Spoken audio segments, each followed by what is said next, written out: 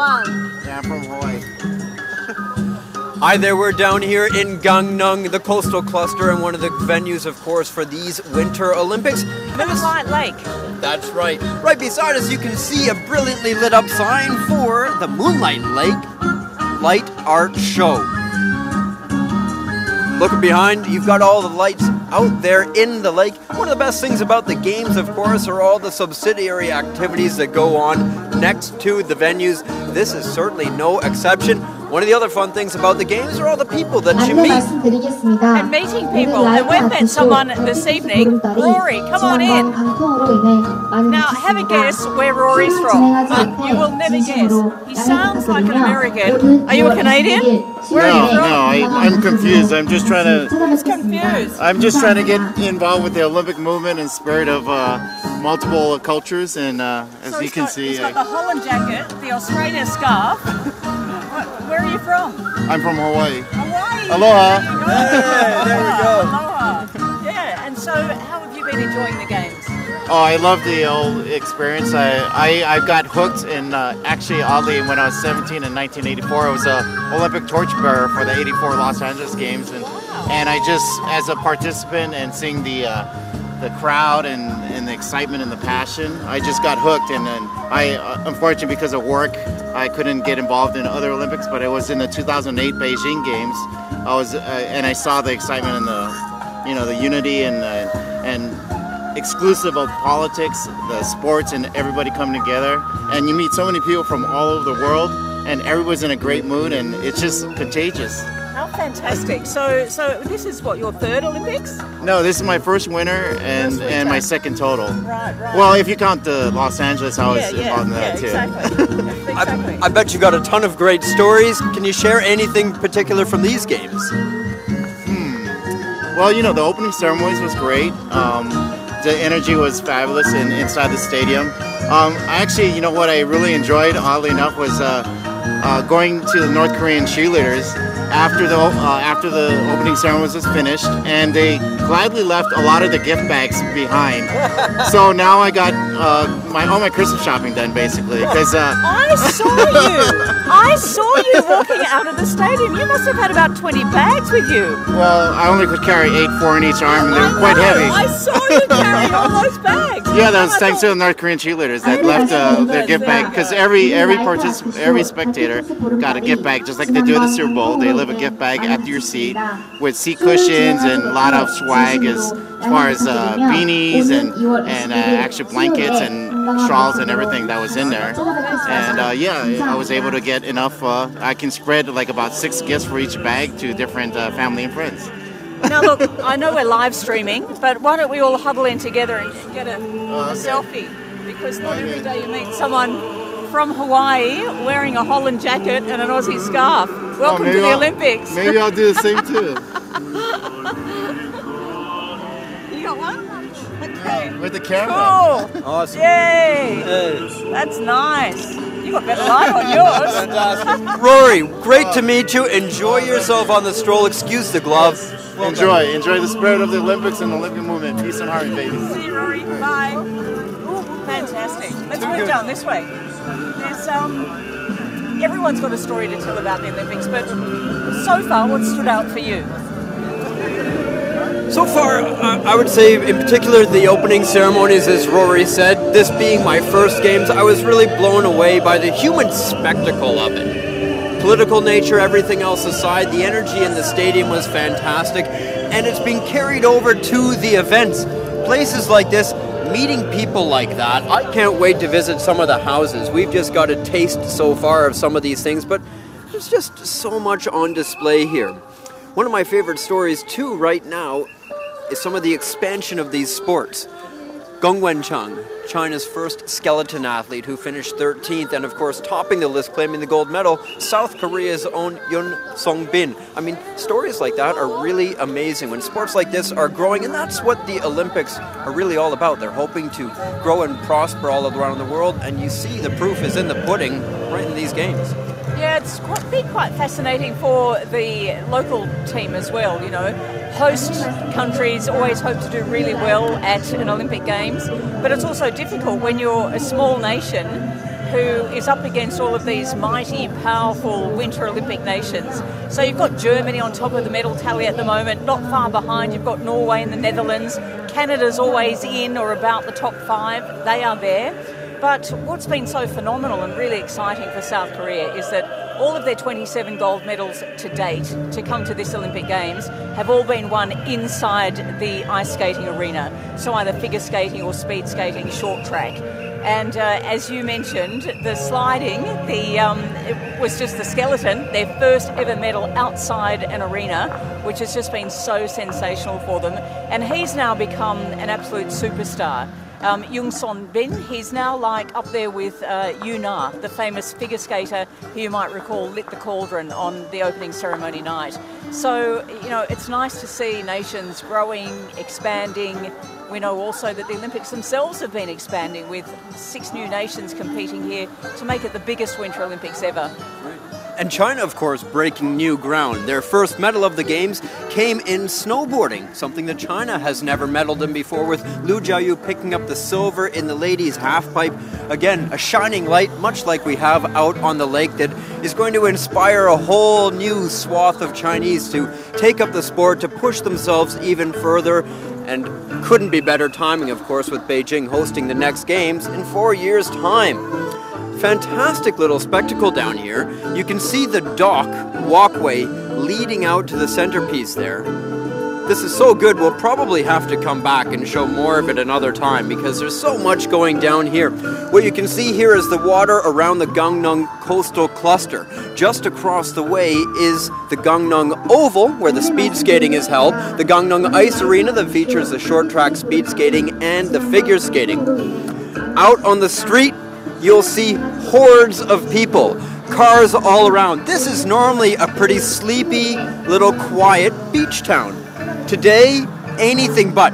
There are people everywhere. There's volunteers and police directing traffic because everybody is geared up for short track speed skating. South Korea's strongest event at the Winter Olympics. Everybody will be heading over there to see them do their thing on the ice tonight. Yeah, so we're actually going to make our way from here back to that coastal cluster. We'll take in the 1,000 and the 1,500, both the men's and women's gold medal on offer tonight. There were 9 gold medals on offer today. And then also taking place just across the way, which we might try and stick our head in and have a little look at, is the men's ice hockey. And it's the Olympic athletes from Russia taking on the USA. Always a classic confrontation. Many of you will know a famous movie called, well, famous, what can I say, a contest, The Miracle on Ice. One of the most famous ice hockey games ever at the Olympics. And the ice hockey this year is much different because the NHL is not involved. So the top professionals in the world did not come due to failure to get on the same page, shall we say, between the NHL and the International Olympic Committee. But that's going to give a whole new bunch of players a chance to shine, guys that aren't normally in the spotlight, and they're going to get to do their thing for their country and flags. Unless they're Olympic athletes from Russia who are competing as neutrals. Doesn't dampen the spirit at all.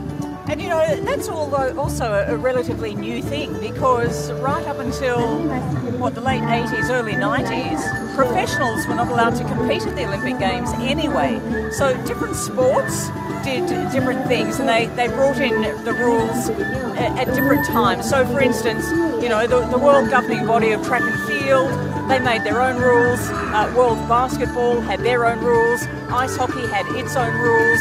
And so depending on what timing and structure they came up with, there was a time when it was only for amateurs. Professionals could not compete in the Olympics. But now it's just all in because it just became far too difficult to separate. And essentially now, you know, if you play a sport that's a professional sport, there's no amateurs, you know. You're out of school and you're into the professional leagues. Now as Tracy and I stroll along this beautiful little waterfront area, you can hear there's speakers set up all around, there's lights everywhere, they have gone all out, and certainly why not? You only host the Winter Olympics or you're lucky to do it once.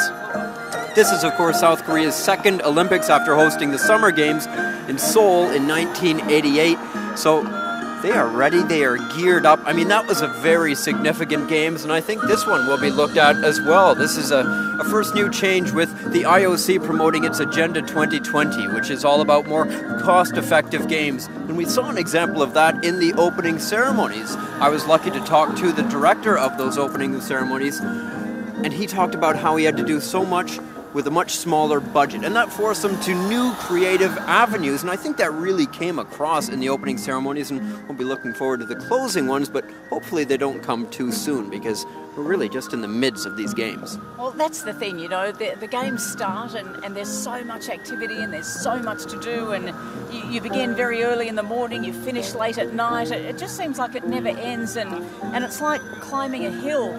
You feel like you're going up and up and up, and suddenly it's like halfway already, and then you feel like it's a downhill run for the second week and it all finishes way too quickly, and you've got to wait another 4 years for it all to happen again, or 2 years if you take that summer option. Let's take another look around us.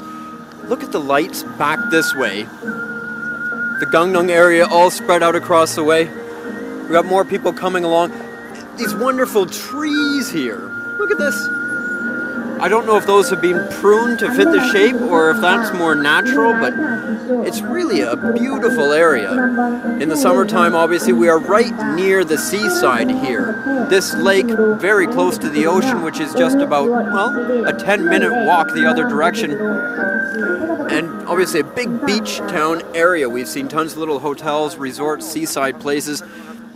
Just a few nights ago, we treated you to a fine seafood dinner that we indulged in. Delicious. So all around here, this is just a great area for everything seaside-ish. Yeah, it's a real tourist hub and a bit of a tourist mecca, but what's so fascinating is that so many people don't know about it. And in some ways, it's one of those really beautiful, picturesque spots, and you hope that not everyone does find out about it. You don't want the whole world converging here, but then again, you do want to tell the whole world about it because it's so beautiful, really lovely. Shall we make our way back this way again? So again, strolling along these, I can't stress how just nice everything is. We've got beautiful bike lanes, pedestrian areas, there's benches set up. It's really been done in a beautiful fashion to make it as comfortable and hospitable as possible. Fine place for an evening stroll, which is exactly what we're doing. Thank you very much for joining us. You can hear the music, the vibe, the energy, and just to be in the midst of this celebration of sport that is so special. Of course, the Winter Games only come every 4 years, and it's, Tracy, you can speak from experience. How different are the Winter Games to the summer version? They're completely different. So, for instance, if you look at the Summer Games, the number of athletes is about 15,000. The number of journalists and media staff that are there is about close to 25,000 sometimes, up towards 30,000. It is just so huge. It's effectively building a city within a city. And there's 28 sports as well. So that's like having 28 concurrent world championships, all happening in the one place at the one time. A Winter Olympics, there's only 7 sports. There's numerous disciplines within those sports, but essentially 7 sports. So there's only a couple of thousand athletes. You know, there's only a couple of thousand media. So that's why Winter Olympics can afford to be held in smaller areas. You don't need major metropolises to be able to host a Winter Olympic Games. Any kind of ski resort city that's big enough can host a Winter Olympics, which is just not the case with the Summer Games, of course. Although that may change with the IOC trying to reduce the gigantism of it all. But it's very difficult once the genie's out of the bottle to put it back in. And of course, every Games wants to upstage the previous Games. So everybody tries to make it bigger and better, which kind of defeats the purpose somewhat. But Winter Games are so much more manageable because they're held in a variety of locations. The athletes tend to be a whole lot more approachable. You see them wandering around the streets. With the summer athletes, you don't see that so much. And I guess it's just, you know, different styles. Winter athletes, I think, are sort of, they're in touch with nature, they're involved in nature, they're out in it. You know, they're trying to ski down the slopes, and they've got the cross country through the forests, and it's a completely different makeup. So there's a very different feel. I love them both enormously, but probably as far as enjoying it on a personal level, I probably prefer the Winter Olympics. On a professional level, you'd have to say the Summer Olympics, because, you know, it's just absolutely mind-boggling to be basically sitting right there on the finish line as a Usain Bolt runs across for another gold medal, or a Michael Phelps touches the wall for another world record. You really can't replace those sorts of experiences professionally.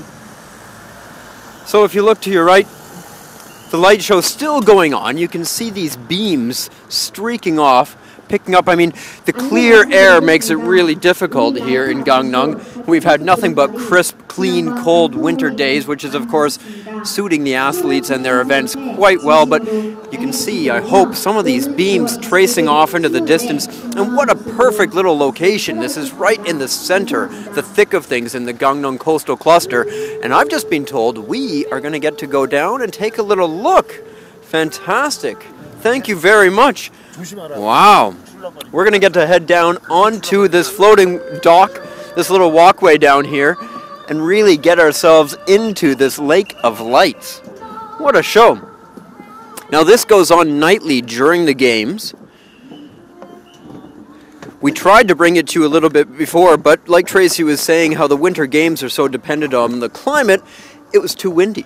So while ski events and other things have been cancelled, so too was this laser light show on a couple of occasions, because it was just too windy to have people out here. This is a very open area as we walk across this walkway, and what a sight.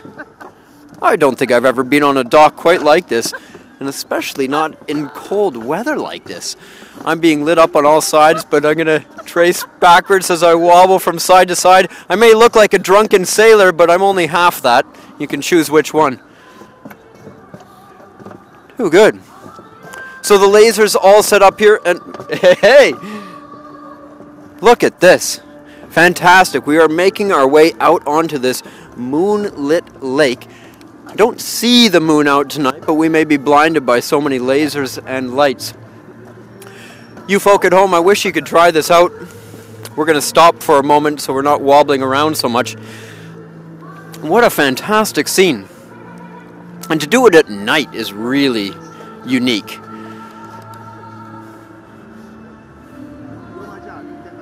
Beautiful.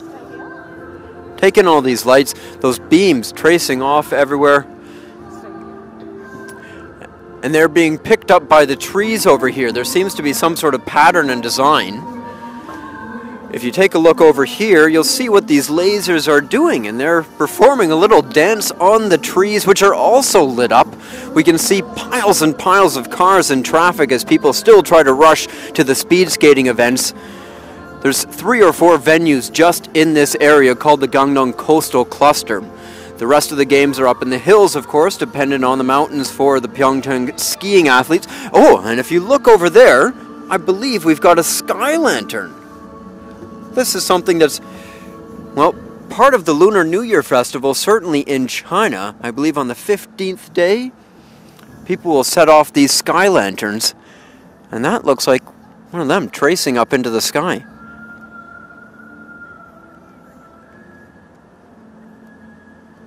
So it's so peaceful. One of the other things about this area is that when you haven't got the music blasting and the lights flashing, it really is countryside, you know. There's a little development here by the coast where there's hotels, restaurants, and, you know, tourists are made to feel welcome.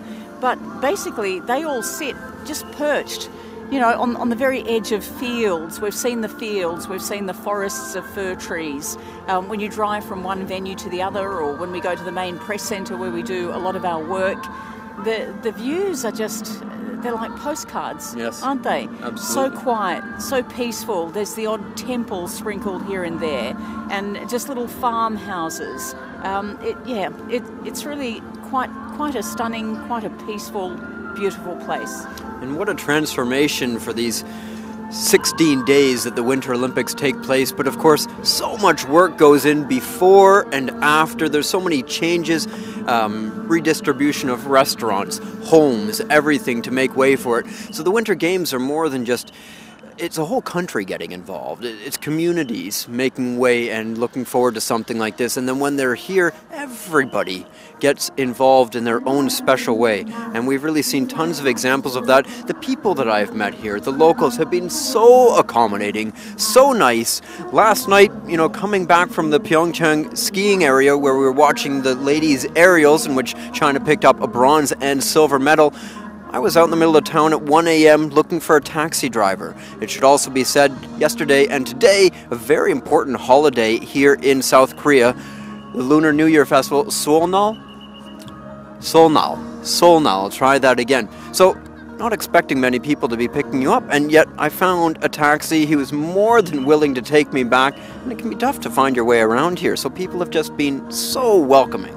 I saw something very funny yesterday too as I came out of the speed skating, and was the women's event. Esme Visser from the Netherlands won the event, 22 years old, wasn't even expected to be picked in the team. Got picked in the team and thought all her dreams had come true. She was actually preparing for Beijing in 4 years' time. Anyway, made this Olympics and thought, fantastic. I just wonder if I can qualify in the final, you know, as one of the fastest skaters. She did more than that. She thrashed the field. She won the gold medal. So she's just so totally overwhelmed by the whole experience. Didn't even know which words to use to describe what she'd been through. But after that, I made my way down to a taxi rank to get back to the hotel where we're staying. There was about 50 people standing in line and not enough taxis, but everyone started talking to everybody else, and we were sharing all of these stories about where we'd been, what we'd done. And the man that was standing behind me was actually a US Marine, because we know there's quite a few of them based here. He said he flew back to base. He was in Okinawa in Japan. Okay. Flew back to base today, knew that the events were on, came down here, and he arrived 10 minutes before the end of the session. So he said he still had his bag off the airport. Wow. And he said that he was going to have to come back on another night and try and make the session a little earlier so he could just absorb what the Olympics was all about. I had one of those stories at the opening ceremonies, actually, but I think we can save that for another time. For a moment, let's just once more enjoy the peace and tranquility of this beautiful lake, the laser light show that is sort of all around us. If you're lucky, we'll be back for another dose.